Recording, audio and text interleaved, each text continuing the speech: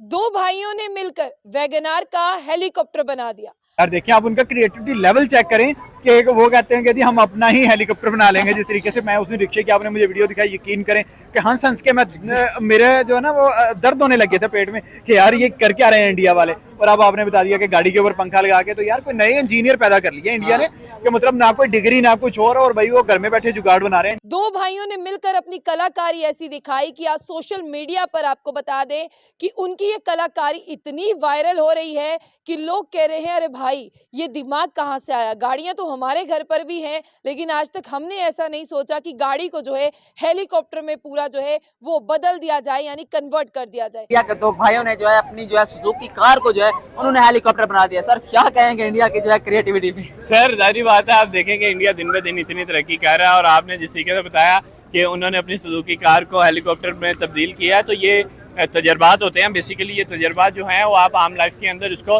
Continue नहीं कर सकते, उनको एग्जीक्यूट नहीं करवा सकते, बट ये है कि ये तजर्बात इसलिए होते हैं कि हम नई से नई चीज़ को इंट्रोड्यूस करवा सकते हैं। अगर उनको अच्छी मशीनरी दी जाए, उनको अच्छे इंजीनियर उनके साथ जोड़े जाएं, तो वो बड़ी अच्छी अच्छी नई इन्वेंट्री मुझे लगता है ईजाद कर सकते हैं। इंडिया हमारे साथ कभी भी मुखलिस नहीं है। अच्छा, वो यहूदी और काफिर लॉबी के साथ मिला हुआ है और पाकिस्तान को गैर मुस्तहकम करना चाहता है। ये सब एक लॉबी है जिसके तहत ये कार्रवाई की जा रही है। इंडिया बस ये सोच रहा है कि अगर मैंने इतनी कुछ चीज़ें अचीव कर ली हैं तो मैं आगे शायद वॉरफेयर में भी कर सकता हूँ, लेकिन इंडिया की आर्मी इतनी स्ट्रांग नहीं है। इससे पहले चाइना को ठुक चुकी है, इससे पहले चाइना को मुंह की दे चुका है भारत। हर बंदे ही क्रिएटिव पैदा हो रहा है भाई, हैरानी वाली बात है। अब ठीक है ना, घर घर में एयरपोर्ट भी बनाओ, हेलीपैड बनाओ, ठीक है, छोटे छोटे छत के ऊपर जब घर बना रहे हो ना, थोड़ा सा सिस्टम ये भी रखना, छत पे हमने भी सुजुकी भी उतारनी है, ठीक है। अब हेलीकॉप्टर नहीं, अब सुजुकियां उतरेंगी छतों के ऊपर। हम ऐसे बादशाह बन रहे हैं कि दूध की नहरें बहेंगी, शहद गिरेगा, दुनिया भर के लोग आएंगे जॉब्स लेने, भारत हमसे जलेगा। ये क्या है? अभी तो थोड़ी सी झलकी दिखाई है इस बात के ऊपर। हमारे वो वेपन्स तो सामने ही नहीं आए, अच्छा, जो कि अभी खुफिया है। अगर वो सारे ओपन हो गया तो इंडिया वालों की वैसे ही चीखें निकल जाए। लेकिन भाई क्रिएटिविटी है, क्रिएटिविटी माननी पड़ेगी।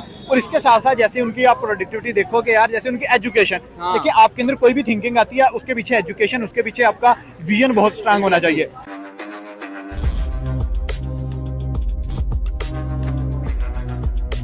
देखिए आपके अंदर कोई भी थिंकिंग आती है, उसके पीछे एजुकेशन, उसके पीछे आपका विजन बहुत स्ट्रांग होना चाहिए। और इंडिया का हमने देखा है कि भाई इंडिया के बच्चे का विजन बड़ा स्ट्रांग है। इंडिया का बच्चा स्टार बन रहा है। आप उनकी कोई भी उठा के चीज़ देख लो, आप जैसे देख लो कि वो अपने आईटी का या अपनी टेक्नोलॉजी का स्पेशली बहुत पॉजिटिव यूज़ कर रहे हैं, बहुत पॉजिटिव यूज़ कर रहे हैं। लेकिन दिस इज़ द थिंग्स कि हमें इंडिया से लर्न करना चाहिए। लेकिन हम अभी भी कहीं ना कहीं इंडिया से राइवलरी में पड़े हुए हैं। लेकिन नहीं यार, अभी इंडिया की हमारी राइवलरी नहीं बनती।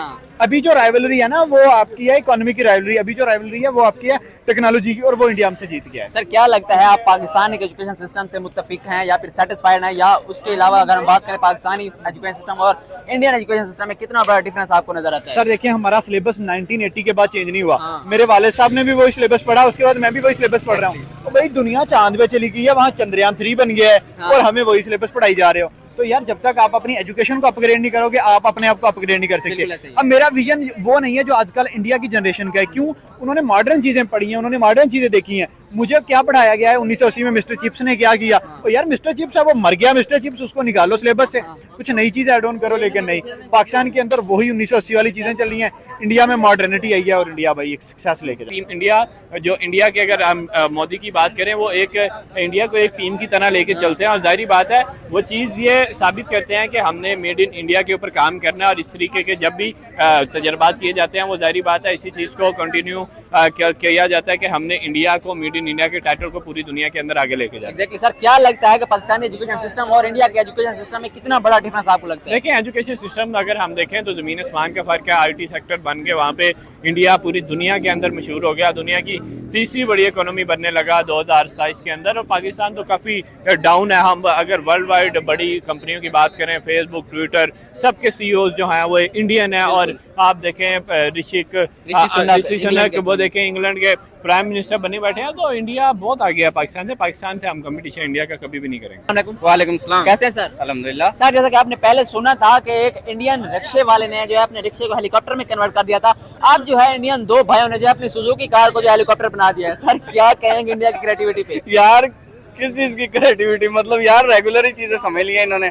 हर बंदा क्रिएटिव पैदा हो रहा है। मतलब मैंने नहीं ये खबर सुनी, रिक्शे वाली मैंने सुनी थी। मतलब उस वक्त भी हम बड़ा हैरान हुए थे लेकिन यार इसने तो कमाल ही कर दिया कि सुजुकी को उसके अंदर हेलीकॉप्टर में कन्वर्ट कर तो ये कोई दिया। आसान बात तो नहीं, हर कोई तो नहीं कर सकता ना, ये इंडिया नहीं कर सकते। मैं वही कह रहा हूँ, मतलब हर बंदे ही क्रिएटिव पैदा हो रहा है भाई, हैरानी वाली बात है। अब ठीक है ना, घर घर में एयरपोर्ट भी बनाओ, हेलीपैड बनाओ, ठीक है, छोटे छोटे छत के ऊपर जब घर बना रहे हो ना, थोड़ा सा सिस्टम ये भी रखना, छत पे हमने भी सुजुकी भी उतारनी है, ठीक है। अब हेलीकॉप्टर नहीं, अब सुजुकियाँ उतरेंगी छतों के ऊपर और उनको लेके वहीं से उड़ेंगे, कहीं पे ना कोई रोडों का रश ना कुछ। हाँ सर, क्या लगता है कि कोई सी एजुकेशन सिस्टम का डिफरेंस है कि पाकिस्तान और इंडिया में, या पाकिस्तान के लोग टैलेंटेड नहीं है, या फिर कोई कितना बड़ा डिफरेंस आप समझते हैं कि इंडिया और पाकिस्तान की आम पब्लिक में, आम जनता में? आम जनता और आम पब्लिक के अंदर एक जरे का भी डिफरेंस नहीं है। उतने ही क्रिएटिव हम है, उतने ही क्रिएटिव वो है। अच्छा। हमें दबाया हुआ है, ठीक है। हम देखे पाकिस्तान में सबसे पहले एक जहाज बनाया गया था, एक वो आरिफ वाला का लड़का जो था जिसने बनाया था, ठीक है। आपको पता है आज वो कहाँ है, ठीक है, आज का मुझे नहीं पता, लेकिन उसको तब उसको जेल में डाल दिया गया था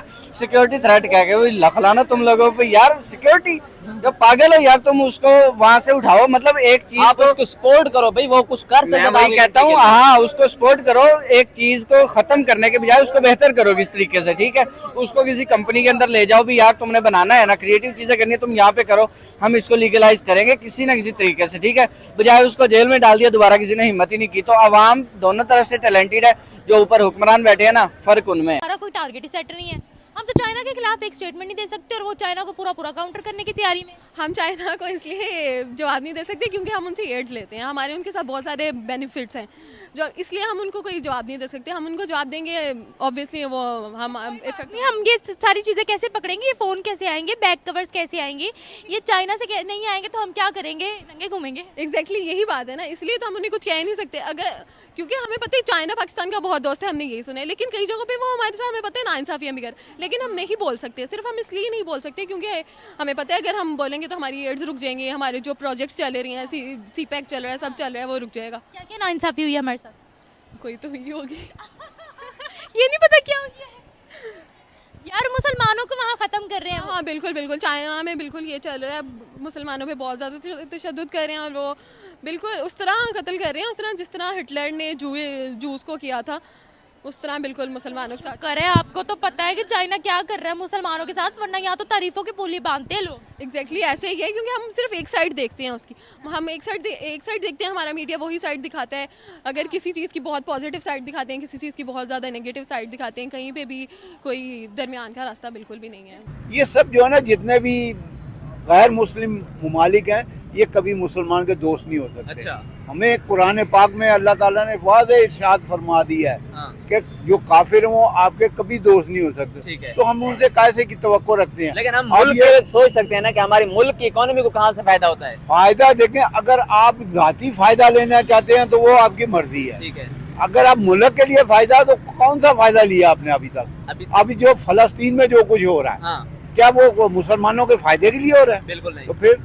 तो फिर हम काय के लिए? अगर दुनियावी फायदा लेके अल्लाह को नाराज करना चाहते हैं, हाँ। तो बेशक ले ले, अदरवाइज कोई ऐसे हमारा मुल्क जो है ना, वो सरजमीन को जो हर चीज उगलती है। हाँ। मगर क्या हमारे हुक्मरान इतने नकम्मे और नाकाम हैं, इतने बदबख्त हैं कि उन्होंने इस सरजमीन से कोई गरीब आदमी के लिए कोई काम नहीं किया। डैम का मसला है, डैम पे हमारे क्या है, किसने उसको बेड़ा गर्क किया? उस डैम का कालाबाग डैम आज तक नहीं बना। क्यों नहीं बना? ये हमारे जो हुक्मरान है, ये आपस में बिके हुए हैं। हाँ।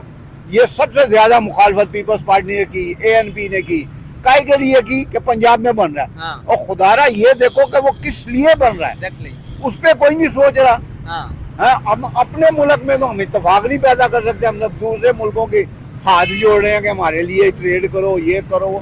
ये सब जो है ना बेकार बात है। दोस्तों, उत्तर प्रदेश के रहने वाले दो भाइयों ने मारुति वैगनआर को एक हेलीकॉप्टर में बदल दिया। दरअसल दोस्तों, उत्तर प्रदेश के अम्बेडकर नगर के रहने वाले दो भाई ने साथ में मिलकर एक प्रोजेक्ट पर काम कर रहे थे। ईश्वर दीन और उनके भाई ने मारुति वैगनआर का हेलीकॉप्टर बना दिया। इस हेलीकॉप्टर को बनाने के पीछे 2,50,000 रुपये का खर्चा आया है। मारुति वैगनआर पर रोटर लगाने में और हेलीकॉप्टर के पीछे का हिस्सा बनाने में ये पैसे खर्च किए गए। ईश्वर दीन ने बताया कि उनका एजुकेशन बहुत ज़्यादा नहीं है। घर की हालत को देखते हुए उन्होंने 12वीं तक पढ़ाई की और उसके बाद उसने खुद का गैरेज चालू कर दिया। उन्होंने आगे बताया कि उनकी बचपन से ही प्लेन या हेलीकॉप्टर में बैठने की बहुत इच्छा थी, लेकिन ये इच्छा पैसों की तंगी की वजह से कभी पूरी नहीं हो पाई। लेकिन वो पिछले 10 सालों से कार का गैरेज चला रहे थे, इसलिए इसी 10 साल के अनुभव का इस्तेमाल करते हुए उन्होंने एक दिन अपनी मारुति वैगनआर कार को ही हेलीकॉप्टर में तब्दील करने का मन बना लिया। फिर उसने अपने छोटे भाई की मदद से वैगनआर को हेलीकॉप्टर में तब्दील करने के प्रोजेक्ट के ऊपर काम शुरू कर दिया। दोस्तों, इस जुगाड़ हेलीकॉप्टर का वीडियो इस वक्त सोशल मीडिया पर बहुत ही तेजी से वायरल हो रहा है। दोस्तों, ये वीडियो जब पाकिस्तानी लोगों ने देखा तो उन लोगों के होश उड़ गए। वो लोग ये कंपेयर करने लगे कि हमारी और भारत की एजुकेशन सिस्टम में बहुत ही ज़्यादा फर्क है। वो लोग हमसे बहुत ज़्यादा आगे निकल चुके हैं, जबकि पाकिस्तान में 1970-80 वाली किताबें ही हम पढ़ रहे हैं। जबकि ज़्यादातर बच्चे अपनी पढ़ाई छोड़कर कुरान पढ़ने के लिए मदरसे में चले जाते हैं। तो दोस्तों, आज के लिए बस इतना ही। अगर आपको ये वीडियो पसंद आया हो तो आप इस वीडियो को लाइक कर दीजिए और हमारे चैनल को सब्सक्राइब कर लें।